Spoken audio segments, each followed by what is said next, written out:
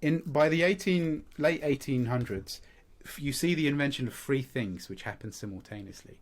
The first was the railroad in America, where all these rural areas, part of the states, which were completely disconnected. So if you wanted to buy something, you would have to go like whatever was in the town, right? You couldn't just purchase whatever.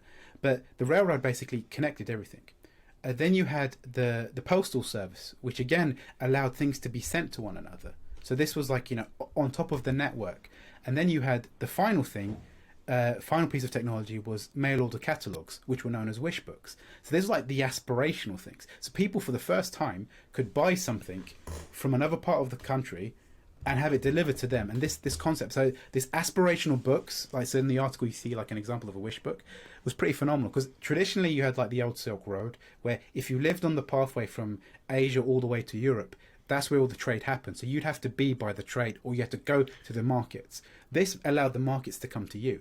And it's quite an interesting parallel. If you imagine the train network to be like the internet, if you imagine the postal service to be like the web browser or the web, and then the wish book is almost like a website. It's like the Amazon of the past. And this was a pretty revolutionary. So again, we're going back. We have the insignias, we have the idea of selling ideas, and now we have like the system that enables the ideas to be sold that are aspirational. And this is the branding element that you see.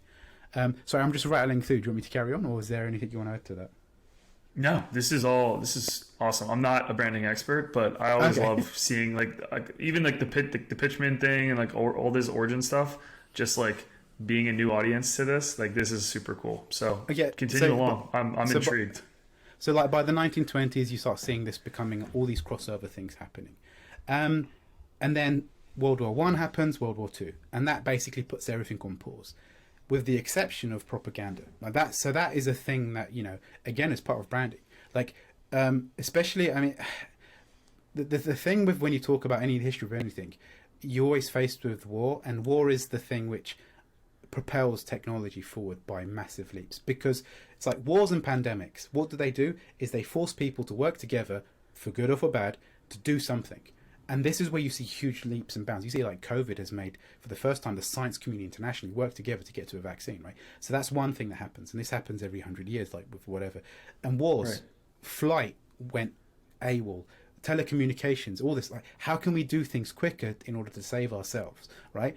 And so propaganda was one of those things where if you take a message and it's complex, people interpret it differently. But you take a simple message and repeat it, it becomes a part of someone. Like you first read something, you repeat it, and then you proclaim it. And that's basically what happens with propaganda, where right. The thing that you're saying, like Nike, just do it. Like, I'm loving it. These things are simple, or think different, which I'll get to in a minute.